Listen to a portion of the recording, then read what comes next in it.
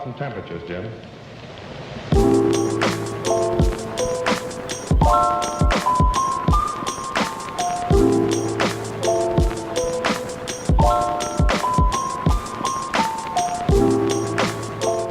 Hi and welcome to my video.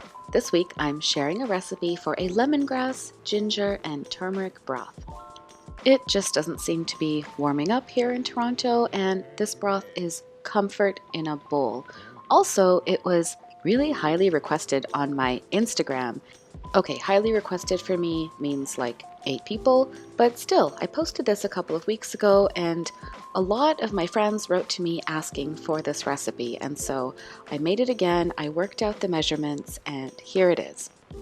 We recently found out that our favorite Vietnamese restaurant will no longer be serving vegetarian pho, which is a real shame. And since then, I've been trying to come up with a broth that reminds us a little bit of that one, as well as the time we spent in Vietnam, and I think I've hit the nail on the head this time. It's a versatile broth that you can have like a soup, or you can make a little dumpling starter out of it like I did, and I don't even know if people eat dumplings this way, but you know what? It tasted really, really good. So, to make this fabulous broth, you are going to need just a handful of ingredients really, and it's very possible that you have some of these in your pantry already. Now, I will link the full measurements as well as the method down below in the description box, so be sure to check that, because some of these ingredients are going to be blended into a paste, but not all of them, so definitely check down below for exactly which ones. In addition to these ingredients, you're going to need a few more things, like vegetable oil and vegetable stock, which is really the base of your broth. And there are a few optional ingredients, like toasted sesame oil with red chili flakes, soy sauce, and seasoned rice vinegar. The soy sauce and rice vinegar are more for balancing the broth, and the sesame oil is going to be more like a garnish on top. And if you're thinking that this is already too much, please don't be discouraged, because it's not difficult to make and it is every bit worth the effort.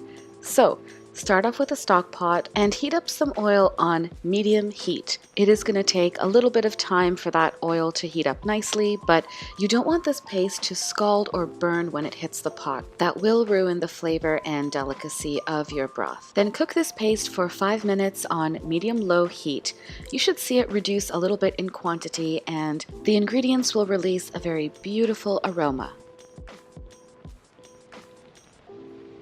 Now that your kitchen is smelling nice and fragrant, it's time to add the remaining ingredients, which are the star anise, black peppercorns, fresh green chili, and turmeric powder.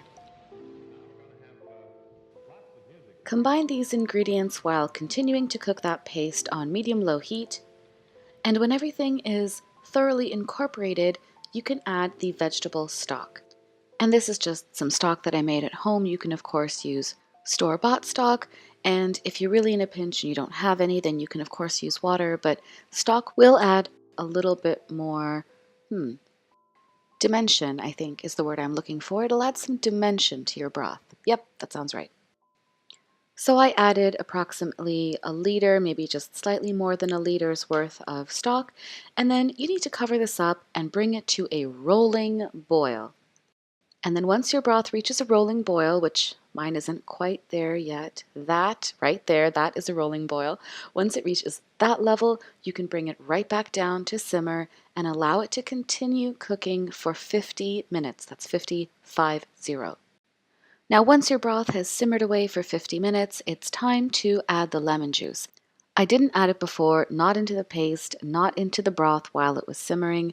I like to add it at the end, meaning at this point here. And then once I've done that, I usually give this a taste and decide how I would like to balance out the broth. Sometimes it needs a little bit more salt, sometimes it needs an element of sweetness, and that's where the seasoned rice vinegar and the soy sauce come in. Now the soy sauce is going to change the color of your broth, so if this is something that's important to you, having the right hue, then I would urge you to either use light soy sauce or be really careful with the amount that you use. Then I would encourage you to strain your broth so that you can enjoy it with peace of mind.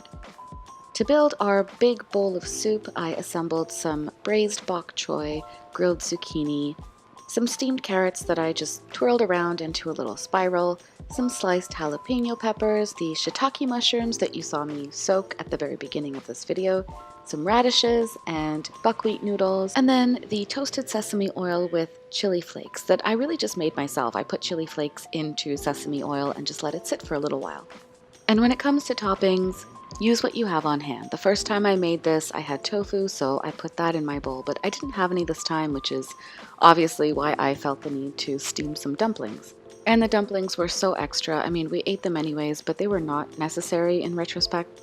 So at this point, it's really just up to you how you want to construct and style your bowl. And I do like to style my bowl. I even do this if I'm not going to share it on Instagram or on YouTube, because I believe it's true that we eat first with our eyes, and it's always nice to see an attractive bowl or an attractive plate of food in front of you. It really makes you want to enjoy and savor what you're eating.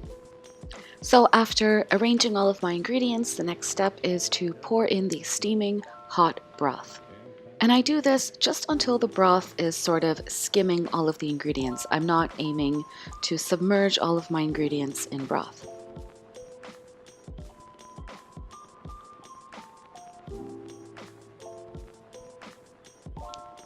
At this point, it's up to you whether you'd like to garnish with anything like fresh coriander or chopped green onion. I chose to garnish as well with the toasted sesame oil and chili flakes for a little added heat. And then Pranav and I have been watching Australian MasterChef, and I feel like I saw someone make dumplings like this in a broth. So I thought that I could make my own dumplings in broth just like that person did, who I completely forgot who it is that did that now. So here's another way that you can enjoy this broth. And I guess this could be an appetizer or something small to start off a meal with. I don't know. But you know, it was really delicious. That's all that matters.